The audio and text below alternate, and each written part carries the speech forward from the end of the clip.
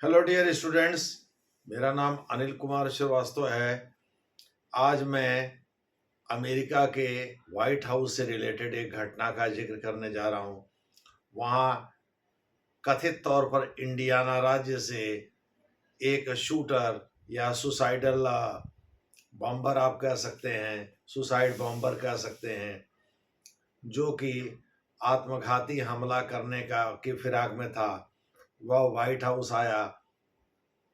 बाहर secret service के agent से उसका पाला पड़ा। चूंकि लोकल पुलिस ने ये सूचना दे दी थी सीक्रेट सर्विस को कि एक आदमी जो है इंडियाना से वाइट हाउस जा रहा है, हो सकता है वह एक आत्मघाती व्यक्ति हो जो कि खुद को उड़ा दे। उसका उद्देश्य हो सकता है राष्ट्रपति डोनाल्ड ट्रंप को मारना हो। हालांकि राष्ट्रपति डोनाल्ड ट्रंप उस समय फ्लोरिडा में अपने परिवार के साथ मार के लागो नामक जगह पर छुट्टियां मना रहे थे और इस वजह से उनको कोई खतरा तो नहीं था।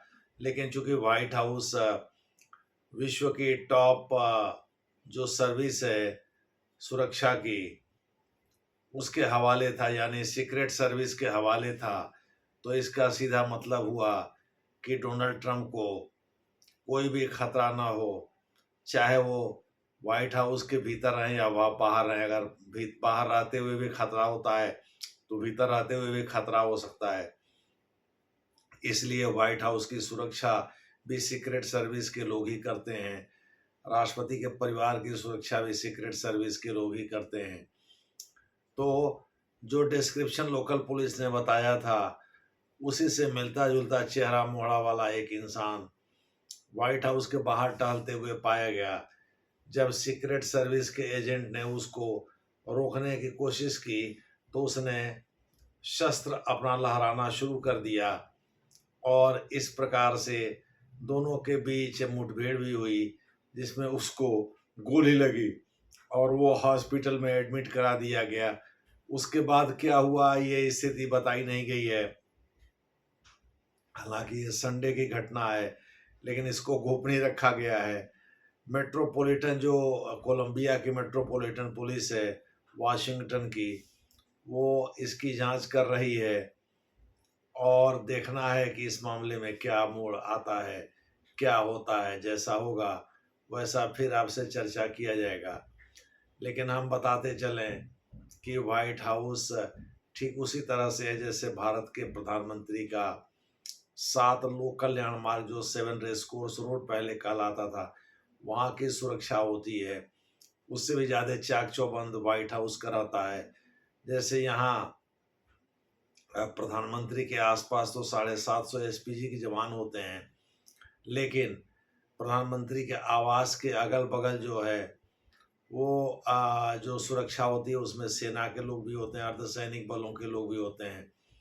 वो अत्याधुनिक हथियारों से लैस होकर के पेड़, जो उसमें प्रधानमंत्री आवास के साइड में पेड़ है उसमें वो बैठे रहते हैं और अगर कोई भी अनजान व्यक्ति चाहे उसमें घुसपैठ करके प्रधानमंत्री तक पहुंचना तो उसको गोली मारी जा सकती है।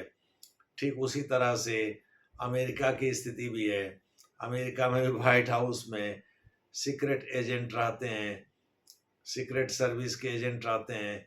चाहे अमेरिका के राष्ट्रपति व्हाइट हाउस के भीतर रहें या बाहर रहें, यानी उसकी पूरी सुरक्षा सीक्रेट सर्विस के लोगों के हाथ में ही होती है।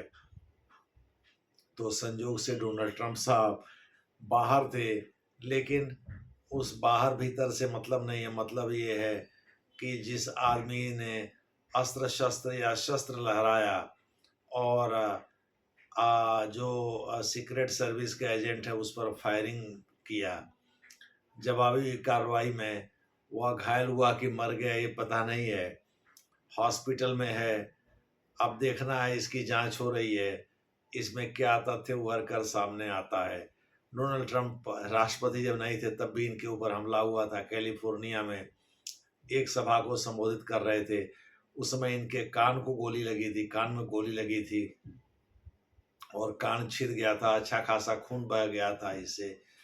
और राष्ट्रपति बनने के बाद व्हाइट हाउस के पास वह व्यक्ति मंडराता हुआ मिला जिसे सीक्रेट सर्विस के एजेंट ने रोका, और फिर बाद में दोनों के बीच जो है वो गोलीबारी हुई।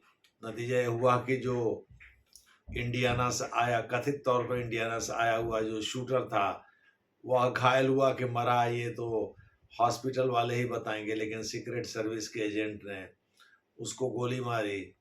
और अब देखना ये होगा कि आगे जो वाकया होता है इसके बारे में आपको बताया जाएगा। धन्यवाद।